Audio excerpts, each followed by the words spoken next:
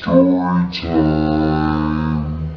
Yes, I was on a Greyhound bus for 48 hours. Bus trip to and back from New York City, which is where we vacationed for a week. So this trip was planned plenty of months beforehand. They planned it on the start of the day of my exams. So stupid freshman Noah waited till after the trip to make up his exams instead of before the trip. I didn't do my exams after the trip. Great idea, right? So the morning of the day of this trip, little did I know how horrible this trip was going to be. Okay, I promise it's going to get good. So we wanted to get ahead of everyone else by getting to the bus terminal, which was at the airport, an hour early. We had an hour before we boarded the bus. What did we decide to do? We decided to walk around the terminal, get some food. I mean, why not? We had an hour to waste anyway, right? Wrong. We read the itinerary wrong. We had to get our bags checked in 8 minutes. We had to roll our bags as fast as we can to this bag checking place. Our bags checked. Now we are panicking, not because we had 8 minutes, because we had no clue where the bag checking place was. Let me remind you, this bus terminal was also an airport terminal, so this place was packed. Finally got some directions from a worker. We arrived at the bag checking area, and surprisingly there was nobody in the lines. As expected, the bus was not on time. 45 minutes late. 45 minutes late. That was the least worst part of this trip. So we get on the bus. I tried to sit close to my mom and stepdad so it wouldn't be so awkward, because I was, well, the third wheel.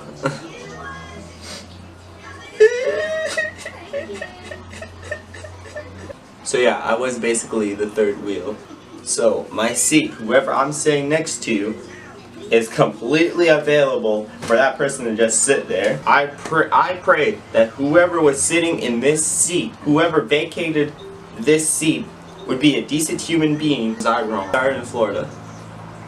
So the first 2 stops I was by myself. But I had a feeling that as soon as we hit North Carolina, it was going to be crazy. As soon as we hit Raleigh, it's going to be crazy. Because I used to live in North Carolina and I know what North Carolina's like. Areas like Raleigh is pretty ghetto. I should do a story time about my life in North Carolina. We got to the Raleigh stop in North Carolina. The average wait time to board back on the bus is 45 minutes. 45 minutes! It's late at night. It's around 9 or 10 o'clock.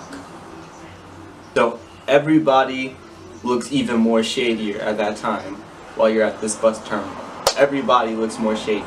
If I was to compare that feeling, I would compare it to like going to a McDonald's at 2 o'clock at night and waiting for your food inside. 45 minutes pass and there's already chaos in the boarding line. People are confused, they can't read their destination, they're having trouble reading their itinerary, or confused whether they go on the boarding A or boarding B line. A handful of people didn't already have their ticket out for the employees to check.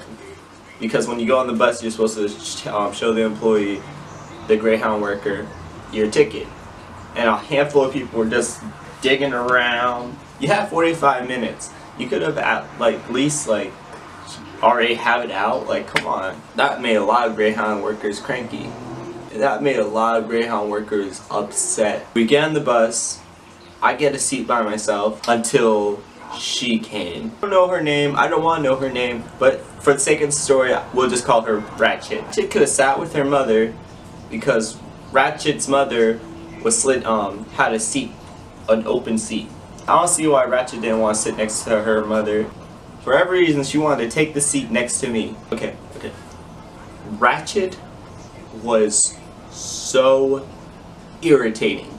I was this close to losing it on the bus. Here's why. It's been around, I don't know, 8-9 hours since I've gotten sleep, so I want to go to sleep.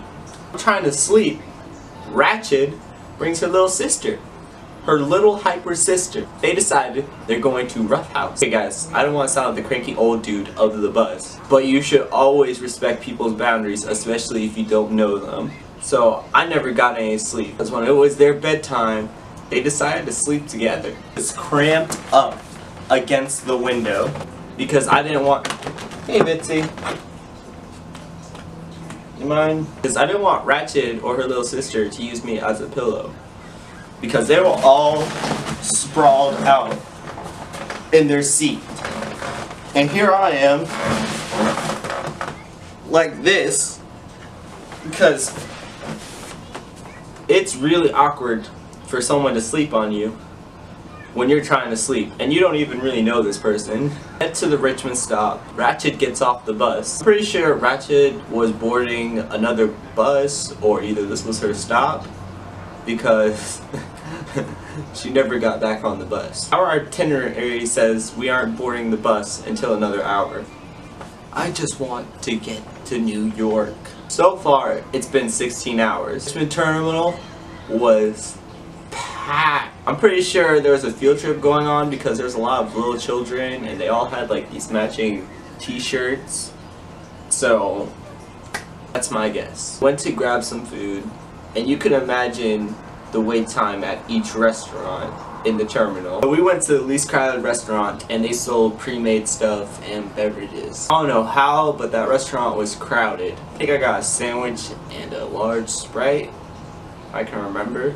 Definitely had a lot to drink though. We boarded the bus early. I have the seat to myself again. I still couldn't sleep because I was in an awkward position and I had no blanket or comfort. At this point, we're almost in Baltimore. Around this time, the Baltimore riots were still going on. Found out we were passing Baltimore. I was expecting like seeing some riots and all that. All I saw was like a lot of like, I think it was a car manufacturer or like, and I just saw like a lot of graffiti and that was it. I was actually disappointed. But we're in Baltimore, and that lunch I had earlier gave me the runs of my life.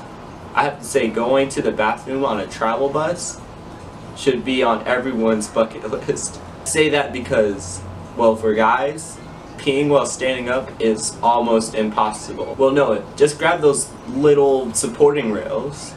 No. You know how disgusting those things are? I didn't even want to sit on the seat to poop because of how disgusting those bathrooms are. Round 2. I must have been in that bathroom for about 10 minutes. After all, you know, my business was done. There was no toilet paper. You guys, please comment what you would do in my situation. Fortunately, I had some spare napkins in my pocket from the restaurant. I swear, I would have wiped with my sock if it wasn't for those napkins. After I'm done with the bathroom, I go back to my seat and pretend like I wasn't about to wipe with a sock. An hour later, we're at the Delaware stop. It was at the Delaware stop where I got my new partner, Kathy.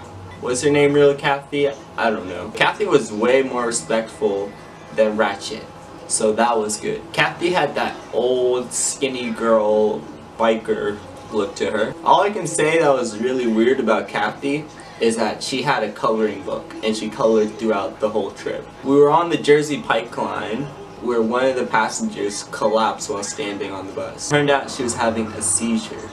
The bus driver had to pull to the side of the road from heavy traffic on the turnpike. We got back into traffic and within 30 minutes we were in the city. That was my first 24 hours on a Greyhound. I'll be posting part 2 of my trip going home back from New York. I hope you like this video. Hit that like button and don't forget to subscribe for more videos like this. Bye!